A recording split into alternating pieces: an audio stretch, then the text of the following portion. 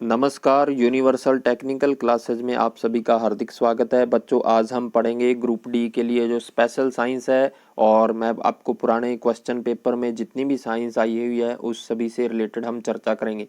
ये आपका है आरआरबी डी ग्रुप का 17/9/2018 को फर्स्ट शिफ्ट में जो पेपर हुआ था उसमें जो साइंस के क्वेश्चन आए थे उसी से रिलेटेड चर्चा करेंगे।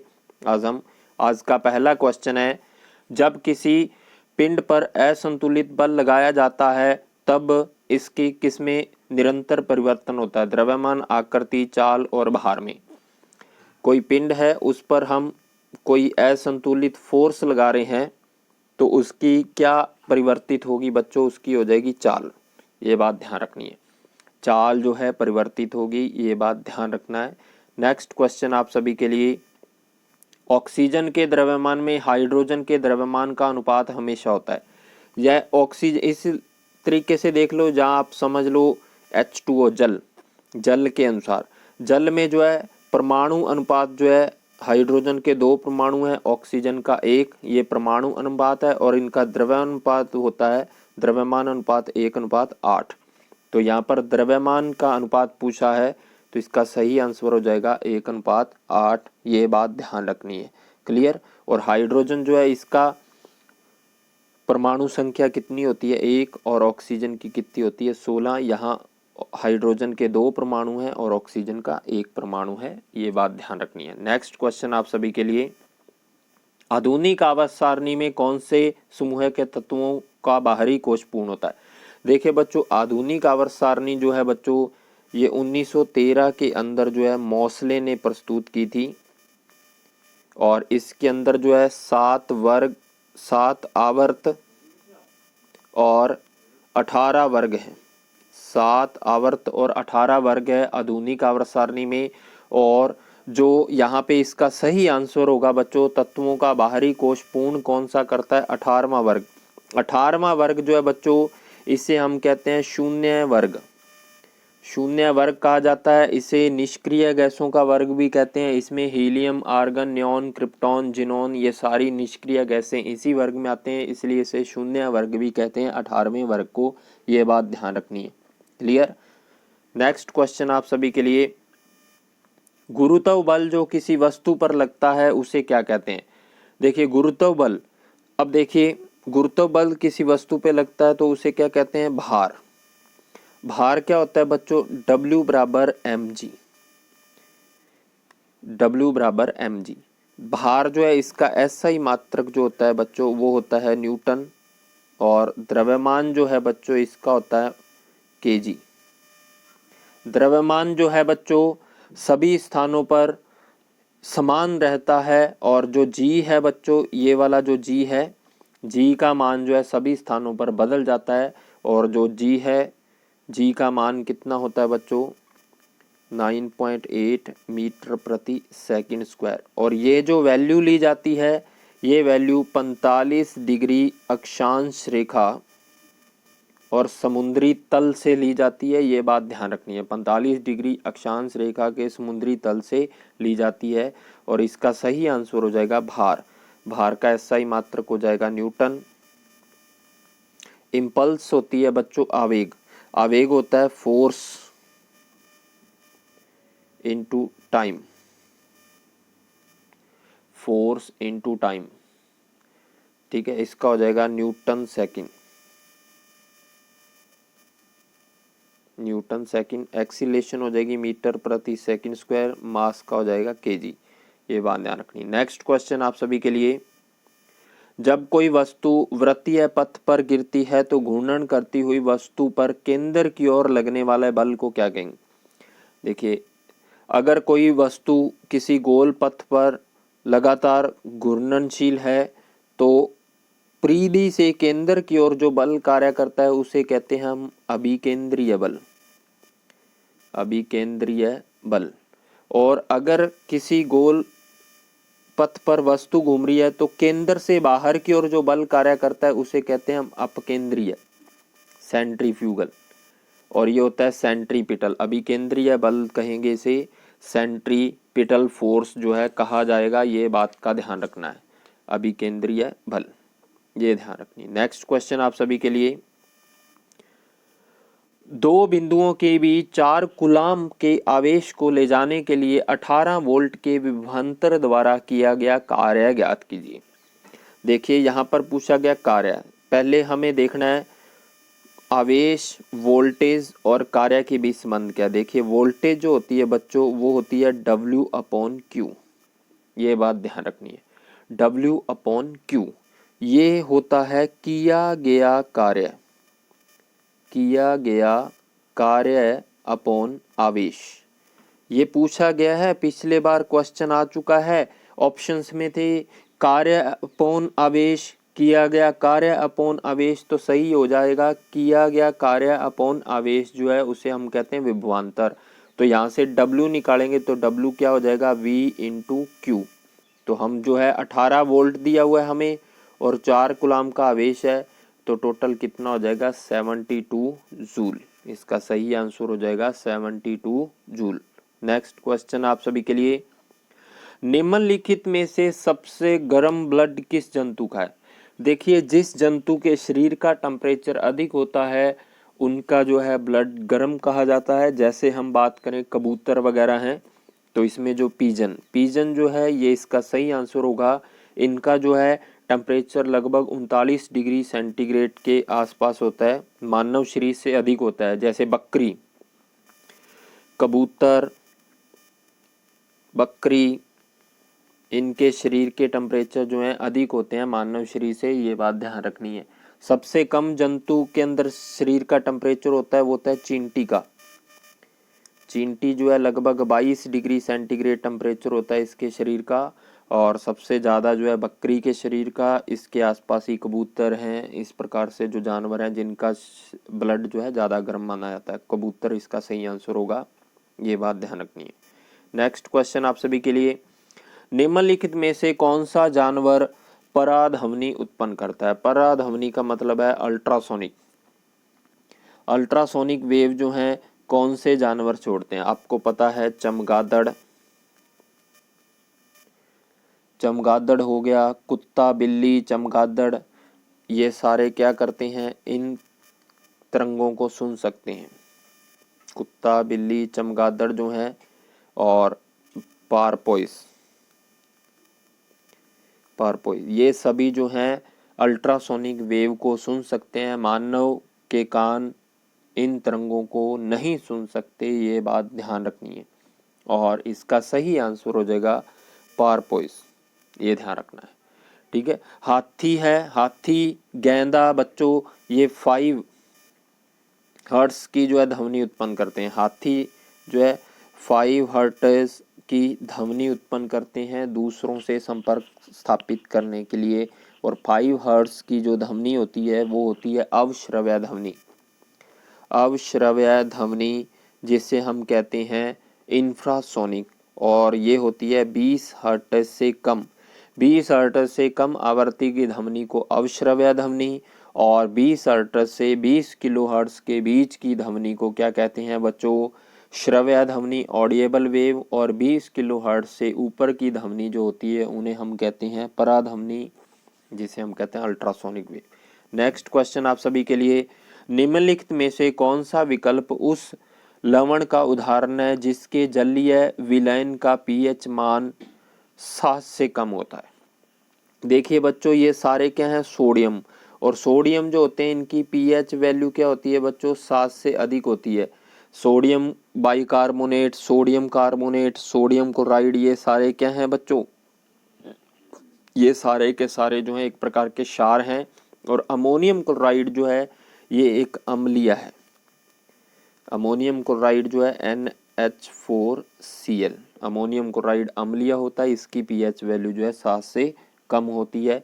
और 7 पीएच वैल्यू जिसकी 7 होती है वो होते हैं सोडियम क्लोराइड, जिसमें आपके ये देखिए यहाँ पे सोडियम क्लोराइड दिया हुआ है। सोडियम क्लोराइड होता है NaCl, नमक जो है यहाँ पे क्या है, उदासीन। नमक जो है बच्चों उदासीन है। सोडियम क्लोराइड जो है ये दिया गया है। सोडियम कार्बोनेट और सोडियम बाइकार्बोनेट क्षारीय हैं। सोडियम क्लोराइड जो है जिसकी पीएच वैल्यू 7 होती है NaCl, और ये होते हैं लवण, और ये होते हैं उदासीन। और अमोनियम क्लोराइड जो होता है बच्चों इसकी पीएच वैल्यू 7 से कम होती है। नेक्स्ट क्वेश्चन आप सभी के लिए, वॉशिंग सोडा के एक अणु में पानी के कितने अणु उपस्थित होते हैं? वॉशिंग सोडा जिसे हम कहते हैं सोडियम कार्बोनेट Na2CO3 10H2O। तो इसमें पूछा गया है वॉशिंग सोडा के एक अणु में पानी के कितने अणु उपस्थित होते हैं? 10H2O है इसके फॉर्मूले में, तो इसके अंदर हो जाएंगे 10। नेक्स्ट क्वेश्चन आप सभी के लिए, किस उत्तक के कारण पौधों में फ्लेक्सिबिलिटी उत्पन्न होती है? किस उत्तक के कारण पौधों में फ्लेक्सिबिलिटी उत्पन्न होती है? लचीलापन होता है पौधों में। जाइलम उत्तक, कोलेनकाइमा, स्क्लेरेनकाइमा, फ्लोएम उत्तक। इसका सही आंसर हो जाएगा कोलेनकाइमा, ये ध्यान रखना है। इससे फ्लेक्सिबिलिटी उत्पन्न होती है। इसे हम कहते हैं स्थूल कोण उत्तक। स्थूल कोण उत्तक भी कहा जाता है, ये बात ध्यान रखना है। क्लियर। और इसमें जो है इस इन्हीं उत्तकों में सेल केंद्रक युक्त लंबी अंडाकार और बहुभुज वाली रसदानियां होती हैं। इसमें हरित लवक भी होता है और इसके किनारों पर सेलुलोज होने से ये स्थूल उत्तक का निर्माण करते हैं, ये ध्यान रखना है। नेक्स्ट क्वेश्चन आप सभी के लिए, निम्नलिखित में से कौन सा तत्व रासायनिक प्रतीक लेटिन से लिया गया है?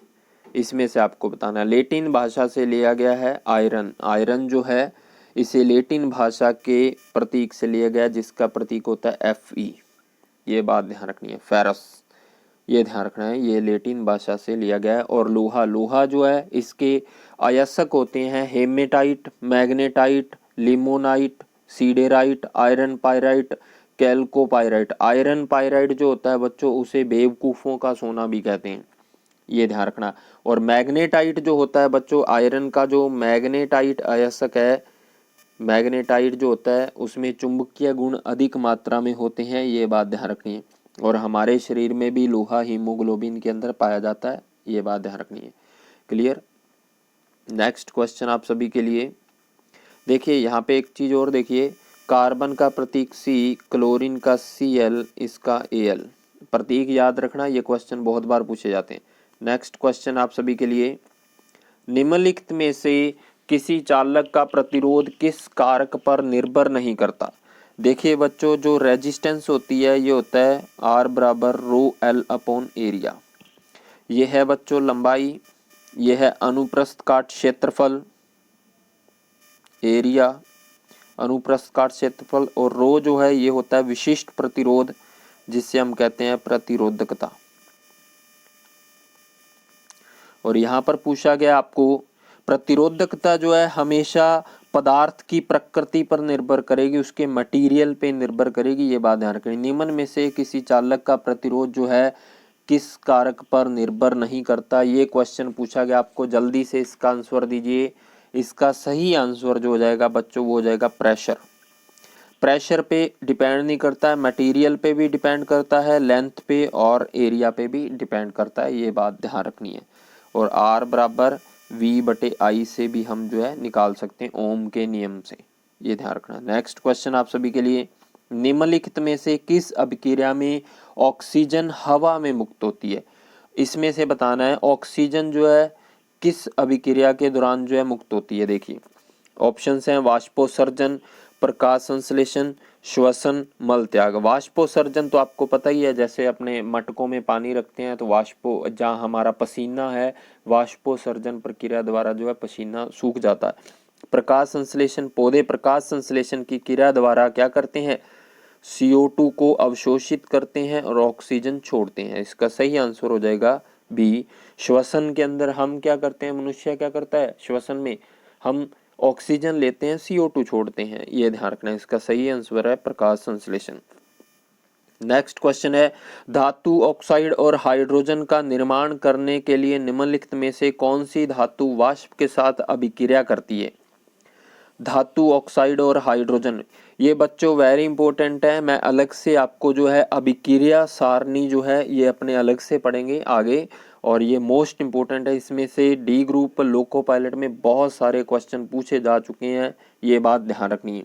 धातु ऑक्साइड और हाइड्रोजन के निर्माण के लिए जो है वाष्प के साथ क्रिया कौन करता है? एल्यूमिनियम। ये बात ध्यान रखनी है, ये ध्यान रखनी है। एल्यूमिनियम जो है ये वाष्प के साथ अभिक्रिया करती है, इस बात का ध्यान रखना है। नेक्स्ट क्वेश्चन जो है आपके लिए, सोडियम अगर जल के साथ अभिक्रिया करता है, दूसरा देखिए बच्चों, सोडियम जो है बच्चों जल के साथ अभिक्रिया करता है तो हाइड्रोजन गैस मुक्त होती है, ये बात ध्यान रखनी है।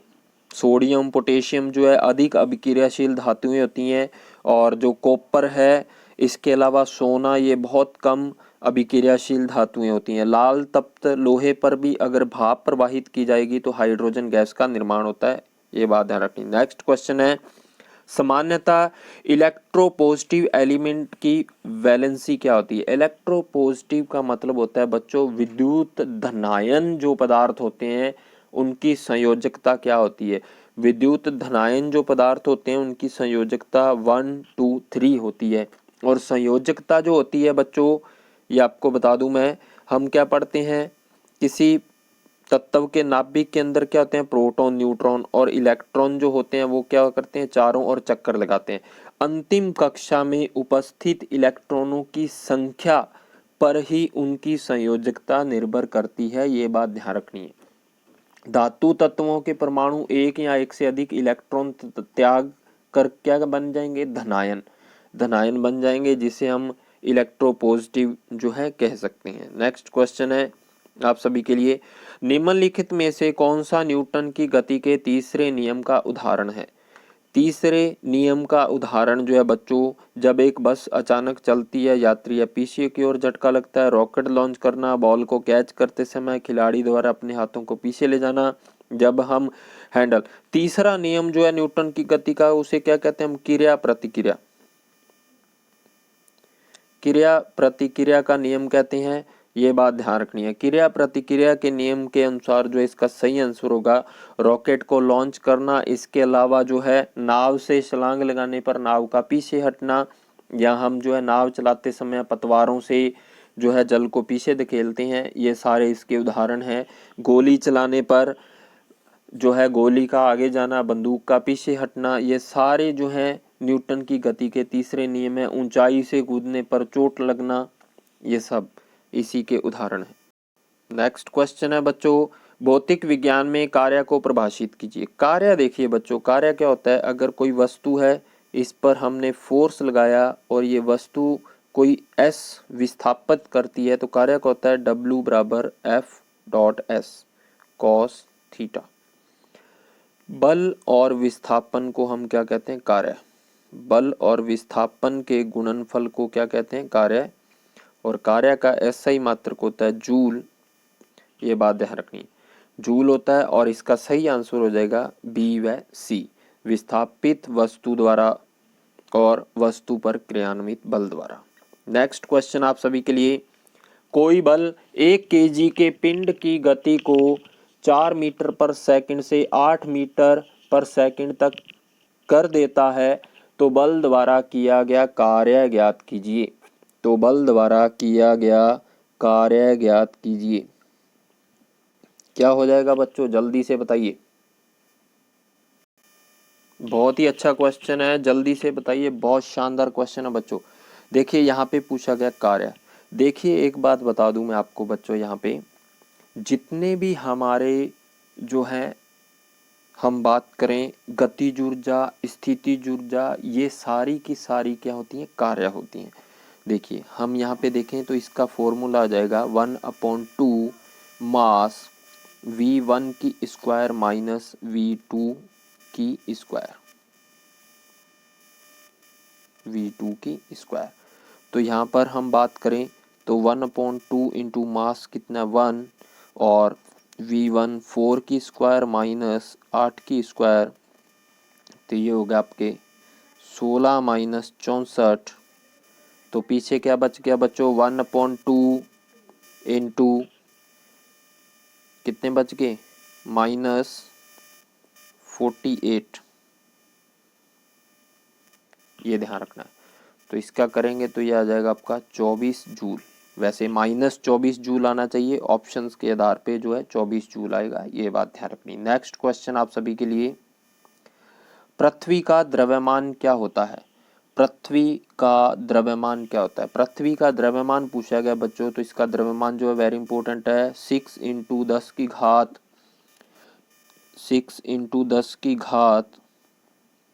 24 kg, 6 × 10 की घात 24 kg होती है, ये बात ध्यान रखनी है।